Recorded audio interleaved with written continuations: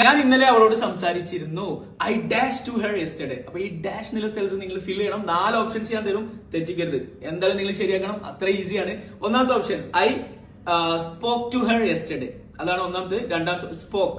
രണ്ടാമത്തത് I spoken to her yesterday. മൂന്നാമത്തത് I have spoken to her yesterday.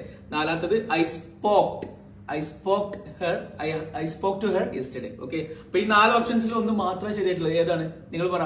ഞാൻ 3 second സമയം തരാം, ആലോചിച്ച് നോക്ക്. Yes your guess is right. I spoke ആണോ അതോ സ്പോക്കൺ ആണോ? എന്താണ്? കൺഫ്യൂഷൻ ആയോ? യെസ്, അത് ഐ ഹാവ് സ്പോക്കൺ എന്നാണ്. അല്ല, ഐ ഹാവ് സ്പോക്കൺ അല്ല, I spoke. Okay, I spoke to her yesterday എന്നാണ്. കാരണം സ്പീക്ക് എന്ന് പറഞ്ഞാൽ സംസാരിക്കുക, അതിന്റെ പാസ്റ്റ് സ്പോക്ക് ആണ്. ഇന്നലെ സംഭവിച്ചു പോയതാണ്. അപ്പൊ സ്പോക്ക്. ഒരിക്കലും ഐ ഹാവ് സ്പോക്കൺ എന്നോ ഐ സ്പോക്കഡ് എന്നൊന്നും ഉപയോഗിക്കരുത്. I spoke to her yesterday, അങ്ങനെയാണ് വേണ്ടത്. ഇനി ഇത് തെറ്റിച്ച ആളുകൾ ഉണ്ടാവുമല്ലോ. ഇപ്പൊ ഞാൻ നിങ്ങൾക്ക് 3 സെക്കൻഡ് സമയം തന്നു. അതിൽ തെറ്റിച്ച ആളുകൾ ഉണ്ടെങ്കിൽ നിങ്ങൾ ഞങ്ങളുടെ കോഴ്സിൽ ജോയിൻ ചെയ്യും. ഇതെല്ലാം ഇംഗ്ലീഷിൽ ഏറ്റവും ബേസിക് ആയ കാര്യങ്ങളാണ്. ഇതെല്ലാം ഞങ്ങൾ അടിപൊളിയായിട്ട് നിങ്ങളെ പഠിപ്പിക്കും.